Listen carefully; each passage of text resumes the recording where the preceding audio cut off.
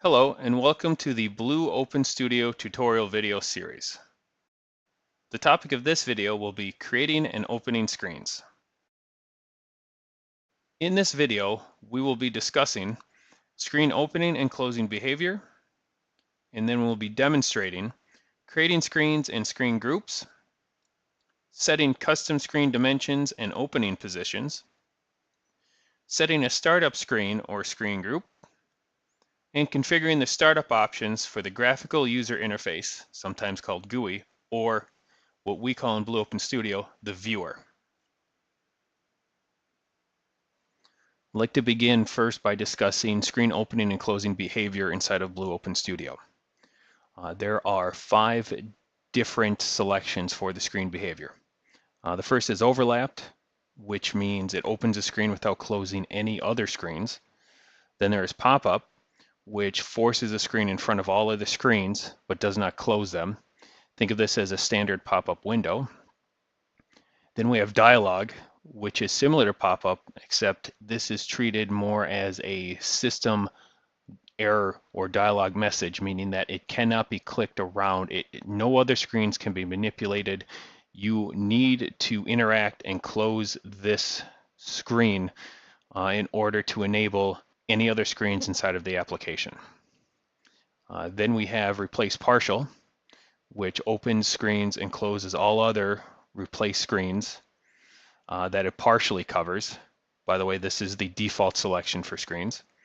And then we have replace complete, which is similar to replace partial, except that it will close any other replace type screens that it completely covers. And I have a demo application here open that shows exactly how this works. So for example, if I open overlap and I click on the dialog, we see the dialog come up. With dialog, I cannot select or interact with the application until I close the dialog window. Now I can open and close and manipulate and interact with the application. For example, here is our overlap screen. If I click on pop-up, the pop-up comes up above it but does not close it. If I close the screen below it, I open it again, it opens underneath the pop-up because a pop-up is treated as the very foreground, the very front or first window that you see. Now if I open my second overlapped and I open replace complete and I close it, overlapped is still there because a replace complete or replace partial will only close other replace type of screens. So for example, if I open replace complete 1 and I open replace complete 2 and I close it, you see that 1 has been automatically closed because it opened. Replace complete 2 right over top of it. Now if I have my replace complete 2 open and I open my replace partial, you see that it overlapped just slightly by 1 pixel. And because of this overlap, this one will close any other replace screen, whether it be complete or partial.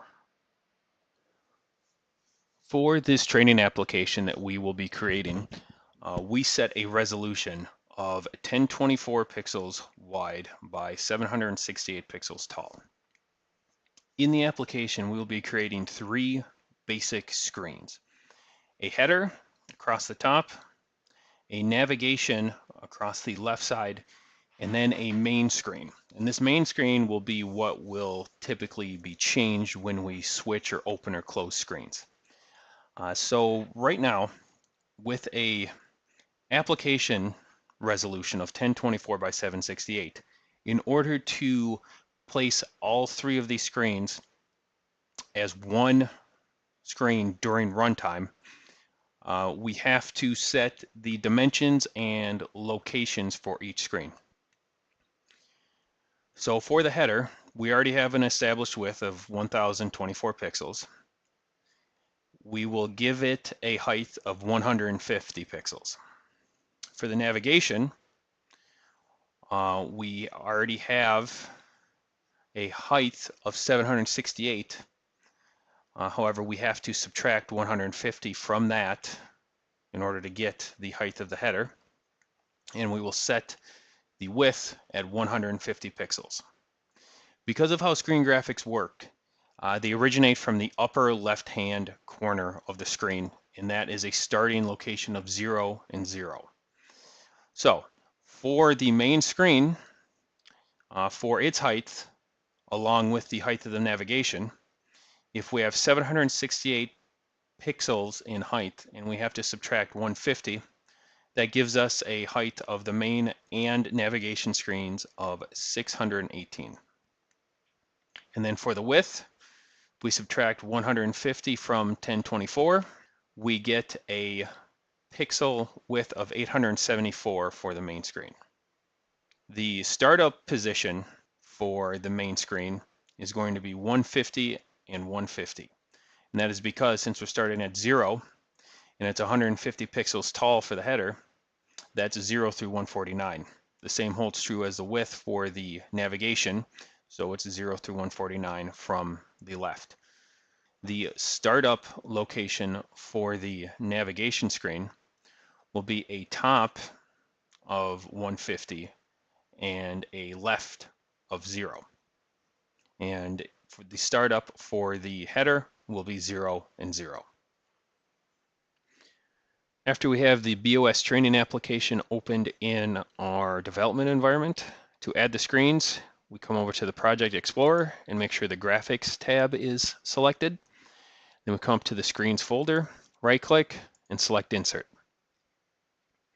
For the screens we're creating, for some of them I'm going to put in a description, although it's not mandatory. I'm going to create the header screen first, so I'm just simply going to give it a description of header. The one piece of information that is important when you first configure is the size. Although all this information can be modified at a later time, you do need to put a size in here. And by default, it selects to the resolution that was configured when the application was first created. Since we're creating the header, we know that the width is correct. However, the height needs to change from 768 to 150. Location is correct because it is the very top screen in the group based on the diagram we saw previously. And we're going to leave the style as replace partial. Once you have the information entered, click OK, and our new screen appears. I am going to change the background color to make it stand out from the other screens in the group. So I will right-click and select background color, drop this down, and I'm just simply going to select the very color right below the one currently selected, which is white background, darker by 5%.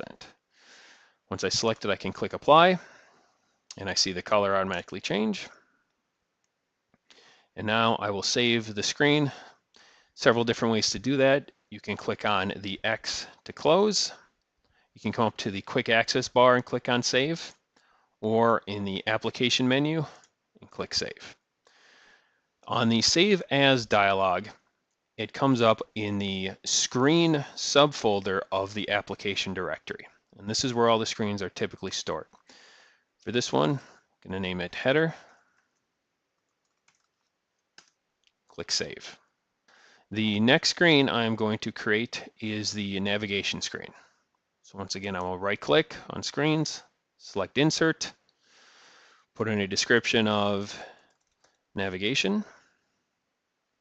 The navigation screen was that small strip on the diagram on the left-hand side. So we know the width needs to change to 150, and the height, because it is under the header screen, needs to change to 618. The location, once again, it's positioned under the header screen, so the top will need to change to 150. Because remember, resolution is 0 based, so 0 to 149 is where the header is located. So 150 is the very next free pixel without any overlap. We're going to leave the style as replace partial, and then click OK. I'm going to come up to the application menu and click Save As. And then I'm going to save this screen as the navigation.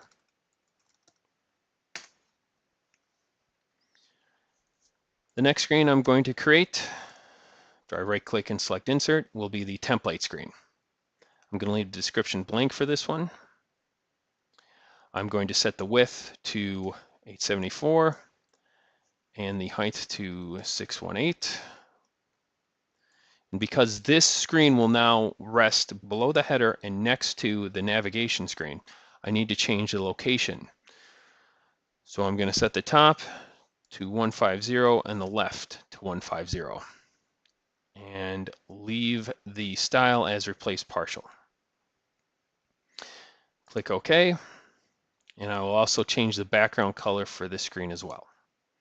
Right click, select background color, then I drop this down. And I'm going to select the blue accent, lighter 80%. Click apply. And now I can come up and select save all, which will save any changes to any screens that have been made. And if anything new has been created, it will prompt me to save that as well. Now I'm going to name this template. And now I can come up and I'm going to save this template screen off as a new screen labeled main.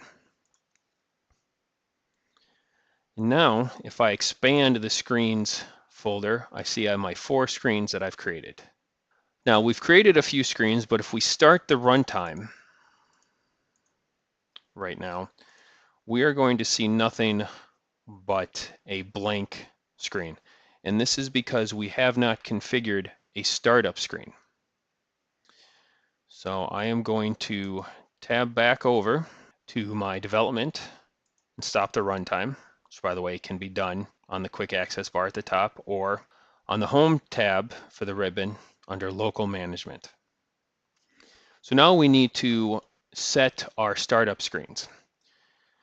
Now we discussed a screen group, and you can either configure a single screen by right-clicking and select set as startup, or you can select an entire group as the startup, but first you have to create the group. And to do that, we right-click on screen group and select insert screen group. And that comes up now with the insert screen group dialog. For the name, I'm going to call it startup, and I am going to select the screens I want. In this case, the header, the main, and navigation. And then I click OK. And now under screen group, I see my startup group and the listed screens. And from here, I can double click on these as well to open them to edit, along with doing it under the screens folder as well. Now I have the startup group configured, but I do not have it selected to startup. So I will right click on the startup.sg folder and select set as startup. So now if I start the runtime, I now see that I have my 3 screens, my header, my navigation, and my main.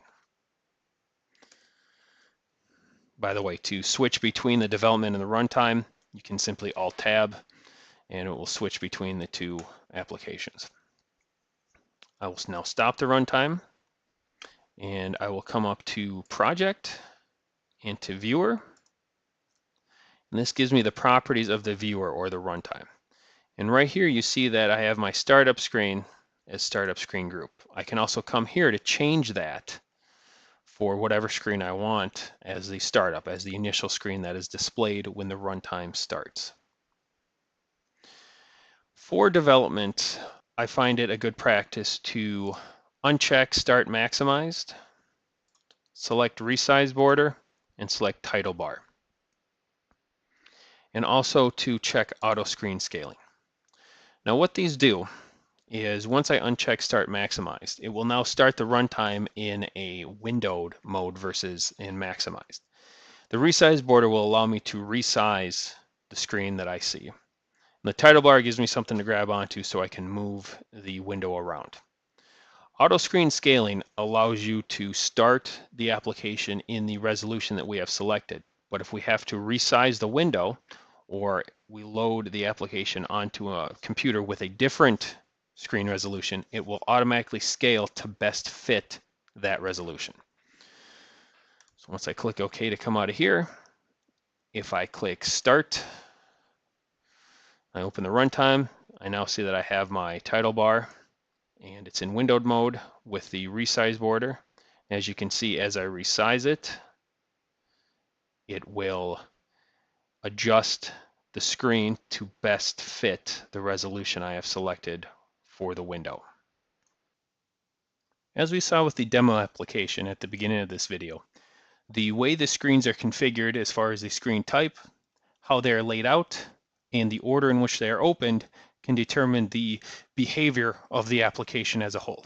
So I want to show you an example with our application of laying out the screens and what issues you may run into if that is done improperly. So what I'm going to do is I'm going to modify the main screen attributes. If you recall, we set up the header, the main, and the navigation screens all to be a replace partial. And we laid them out to where they are side by side. But if we go into the screen attributes for the main, and we set the location of the top at 149 and the left at 149, we are now going to be overlapping the header and the navigation each by 1 pixel. So if I save and I run, as you can see when I open, I only have my navigation screen that is appearing. That is because of our startup order. So if I go back in and I right click on my startup screen group and I set open order, you see that it first opens the header, then the main, then the navigation. The reason why the navigation screen is the only one displayed is because it was the last one open. So what happened is the header opened, then the main opened over top of the header, which closed it, and then the navigation opened over top of the main, which closed it, leaving only the navigation screen visible. Thanks for watching. If you have any questions, please feel free to contact ProFace America Technical Support by phone at 1-800-289-9266, option 2, or by email, support@profaceamerica.com. You can also visit our website, profaceamerica.com, for manuals, drivers, product FAQs, and other product and software information. Thanks again, and have a great day.